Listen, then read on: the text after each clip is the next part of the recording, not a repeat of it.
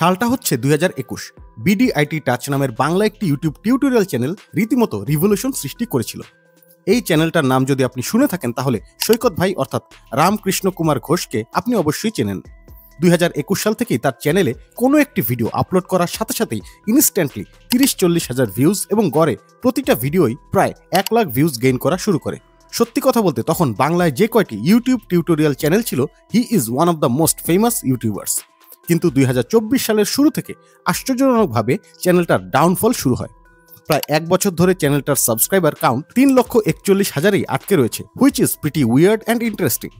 কি এমন কারণ রয়েছে যে বাংলাদেশের এত জনপ্রিয় একটি চ্যানেল হঠাৎ করেই ডাউনফলের শিকার হলো?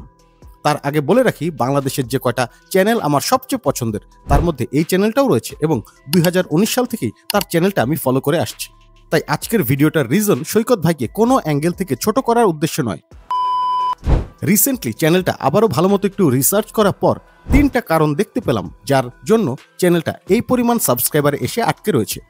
আর এদের মধ্যে 3 নম্বর যে কারণটা রয়েছে, আমি নিশ্চিত এই একটা কারণেই যথেষ্ট কোনো একটি চ্যানেলকে স্ট্রাক করে দেওয়ার জন্য। Number 1, old school presentation. একই টপিক এবং নিশের অন্যান্য চ্যানেলগুলোর প্রেজেন্টেশন এবং বিডিআইটি টাচের ভিডিওগুলোর প্রেজেন্টেশনটা একটু কম্পেয়ার করলেই আপনি ব্যাপারটা নিজেই খেয়াল করতে পারবেন। অডিয়েন্সকে হুক করার জন্য ফার্স্ট 30 সেকেন্ড সবচেয়ে বেশি গুরুত্বপূর্ণ।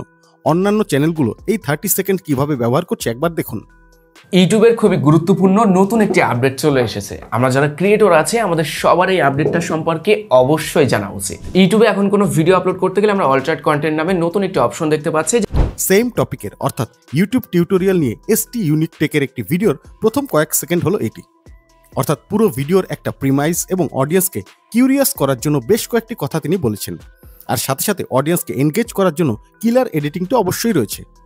On the other hand, BDIT টাচের একটি ভিডিওর কিছু অংশ একবার দেখুন। গুগল অ্যাডসেন্স লেটার নিয়ে ধামাকাদার এই ভিডিও অবশ্যই প্রথম থেকে লাস্ট অবধি দেখবেন। আপনি যদি একজন নতুন ইউটিউবার হয়ে থাকেন, আপনি যদি আপনার অ্যাডসেন্স লেটার না পান, তারপরেও ভয় পাওয়ার কোনো কারণ নেই। একদম ধামাকাদার এই ভিডিওটি অবশ্যই মনোযোগ সহকারে দেখতে থাকুন। এখানে অডিয়েন্সকে হুক করা তো দূরের কথা, যেই কথাটা প্রয়োজনীয় তার চেয়েও অপ্রয়োজনীয় কথাই তিনি বেশি বলেছেন। আর আপনারা দেখতেই পাচ্ছেন ভিডিওটার শুরুটা পুরোপুরি জিরো এডিটিং এবং জিরো ইফেক্টস। আমি বলছি না যে ভিডিওতে এডিটিং এবং ইফেক্টস থাকতেই হবে। আপনি খালেদ ফারহান ভাইয়ের ভিডিওগুলো দেখতে পারেন, সেটাতেও ইফেক্ট এবং এডিটিং খুবই মিনিমাম পর্যায়ে রয়েছে এবং তারপরও ভিডিওগুলো শুরু থেকেই খুবই এনগেজিং। এর কারণ হলো গুড প্রেজেন্টেশন। আর একটা কারণ হলো ভিডিওতে বি রোলের ব্যবহার। আপনি যদি ফেস ক্যাম ব্যবহার করে নিজের চেহারা রেকর্ড করেন তাহলে সেটা হচ্ছে এ রোল, আর এটা ছাড়া আপনি যদি কোনো স্টক ফুটেজ ব্যবহার করেন তাহলে তাকে বলা হবে বি রোল। ভিডিও এনগেজিং করার জন্য বড় ইউটিউবাররা এই বি রোলকে খুবই ইফেক্টিভভাবে ব্যবহার করেন, কিন্তু সৈকত ভাইয়ের ভিডিওগুলোতে এই বি রোলের ব্যবহার একদম নেই বললেই চলে। ইনফ্যাক্ট তিনি এক্সাম্পল হিসেবেও কোনো প্রকার চ্যানেলের অ্যানালিটিক্স বা স্ক্রিনশট ব্যবহার করেন না। আপনি যে কথাগুলো বলছেন সেটার প্রুফ হলো আপনার চ্যানেলের এই স্ক্রিনশট। আর আপনি যদি এই জিনিসগুলো ঠিকমতো ব্যবহার না করেন তাহলে ফেস ক্যামে একটি ব্লগ চ্যানেলের সাথে আপনার ভিডিওর কোনো পার্থক্যই থাকলো না। আজ থেকে 5-7 বছর আগে সৈকত ভাইয়ের ভিডিওগুলোর মতো জিরো এডিটিং ভিডিওগুলো জনপ্রিয় হলেও বর্তমানে দর্শকরা এটার সাথে কোনোভাবেই কানেক্ট ফিল করবেন না। Number 2, improper channel branding. ইউটিউবের একটি সাধারণ নিয়ম হলো কোনো একজন অডিয়েন্স যখন আপনার একটি বা দুটি ভিডিও দেখবেন এবং স্যাটিসফাই হবেন তখন তিনি আপনার চ্যানেলটা একবার ব্রাউজ করে আসবেন। এখন চ্যানেল ব্রাউজ করার সময় আপনি হলে কোন চ্যানেলটাকে বেশি প্রেফার করতেন, এই চ্যানেলটা নাকি এই চ্যানেলটা? প্রথম চ্যানেলটার ওভারঅল ব্র্যান্ডিং এতটাই চমৎকার যে আপনি আরও ভিডিও দেখবেন এবং তারপর 90% ক্ষেত্রে ভিডিওটা ভালো লেগে থাকলে আপনি চ্যানেলটা সাবস্ক্রাইব করবেন। দ্বিতীয়টার ক্ষেত্রে হয়তো আপনি চ্যানেলটার প্রতি কোনো প্রকার ইন্টারেস্টই ফিল করবেন না, ফলে ব্রাউজ করা তো দূরের কথা আপনি স্কিপ করে চলে আসবেন। ব্র্যান্ডিংয়ের ক্ষেত্রে সবচেয়ে গুরুত্বপূর্ণ হলো চ্যানেলের ব্যানার, লোগো এবং থিম, অর্থাৎ ওভারঅল থাম্বনেইলগুলো কোন দিকটা ইন্ডিকেট করছে। বিডিআইটি টাচ চ্যানেলটার লোগোটা মোটামুটি ঠিকঠাক থাকলেও এর ব্যানারটা দেখে মনে হওয়া স্বাভাবিক যে ইনি একজন নতুন ইউটিউবার যে মাত্রই তার চ্যানেল খুলেছে। এমনকি আপনি যদি তার অ্যাবাউট সেকশনটাও দেখেন তাহলেও দেখার পর যে কেউ ভুল করবে যে হয়তো নতুন কোনো একটি চ্যানেলের অ্যাবাউট সেকশন দেখছেন, যেই চ্যানেলটা কোনো প্রকার কষ্ট না করে জাস্ট ফান বেসিসে ইউটিউব চ্যানেল খুলেছে। আর তার চ্যানেলের ভিডিওর থাম্বনেইলগুলোর কথা বলছি না, আপনারা নিচে কমেন্ট করে আমাকে জানাতে পারেন তার থাম্বনেইলগুলো আপনাদের কাছে কেমন লাগে। ফাইনালি নাম্বার 3 এর কথা বলবো, যে রিজনটার কারণে শুধু বিডিআইটি টাচ কেন যে কোনো চ্যানেল একটা সময় গিয়ে স্ট্রাক হয়ে যাবেই, and that is lack of genuine content.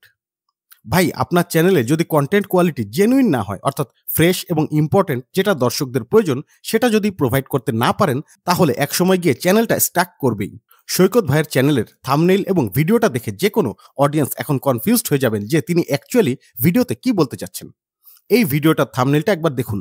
এখানে তিনি যা বলেছেন, অর্থাৎ অডিয়েন্সদের যে এক্সপেকটেশন সেটা তার ভিডিওতে মোটেও ফুলফিল করতে পারেননি। তিনি বলেছেন তিনি ইউটিউব ছেড়ে দিচ্ছেন, আবার লেখা রয়েছে 3 লাখ টাকা income, which means thumbnail itself is a confusing part of that video. আর ভিডিওটাও অডিয়েন্সদের প্রত্যাশা মোটেও পূরণ করতে পারেনি।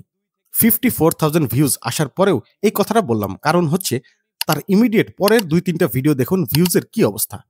2024 সালে এসে যদি আপনি fresh and new idea video অর্থাৎ জেনুইন কন্টেন্ট প্রোভাইড করতে না পারেন, তাহলে আপনার সাবস্ক্রাইবার কাউন্ট যতই হোক না কেন দর্শক আপনার ভিডিও দেখবে না। আর এটার সবচেয়ে পারফেক্ট এক্সাম্পল হলো BDIT টাচ। যাই হোক, ভিডিওতে যাই বলে থাকি না কেন আমি নিজে কিন্তু তার একজন বড় ফ্যান। আর আসার ব্যাপার হচ্ছে প্রায় 3.5 মাস পর তিনি রিসেন্টলি আরও একটি ভিডিও আপলোড করেছেন, অর্থাৎ আশা করি তিনি আবারও ইউটিউবে রেগুলার হবেন এবং আমাদেরকে আরও ভালো ভালো কন্টেন্ট উপহার দিবেন। So time to goodbye and strongly good luck for BDIT Touch. Allah Hafiz.